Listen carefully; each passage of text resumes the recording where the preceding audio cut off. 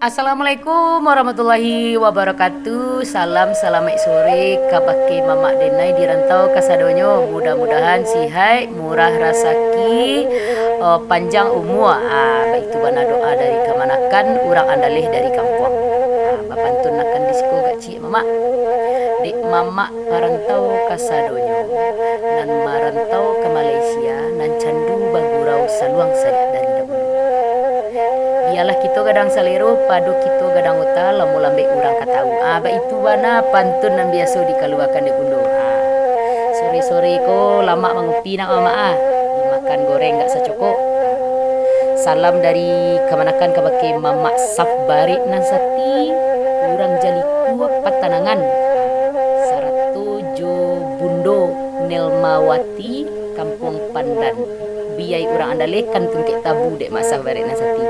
Berikutnya salam kabake Mak Wirdi Gadang Gombak Mama Denai. Urang luak tanah data Mair yang sudah itu Mak Dasril Das. Udah kain buruak Pak Chan Sate Dangu-danguang Mak Edison Sikumbla ataupun Mak Majo Sultan Pagurau nan barasa dari Lasi Kaniko Juo.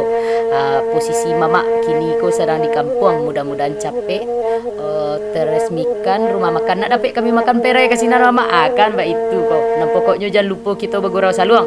Ko indak kata pakai akan untuk nedang untuk jadi tukang kopi wajib.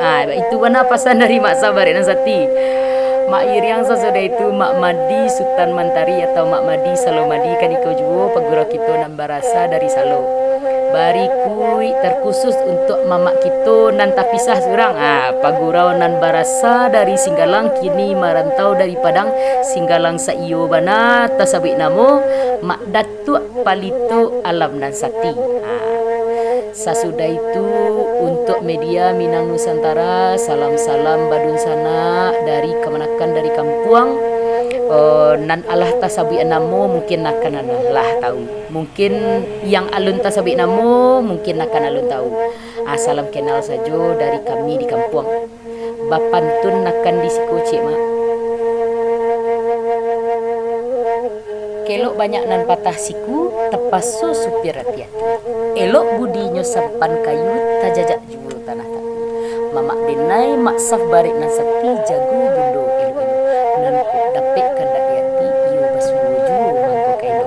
Itu pantun titipan dari Mak Datuk Palito Alam Sati kabake mama kita nan di parantauan kasadonyo. Ditunggu kedatangannya, kepulangannya karena Minang, karena bundo nak dapet kita batamu muko.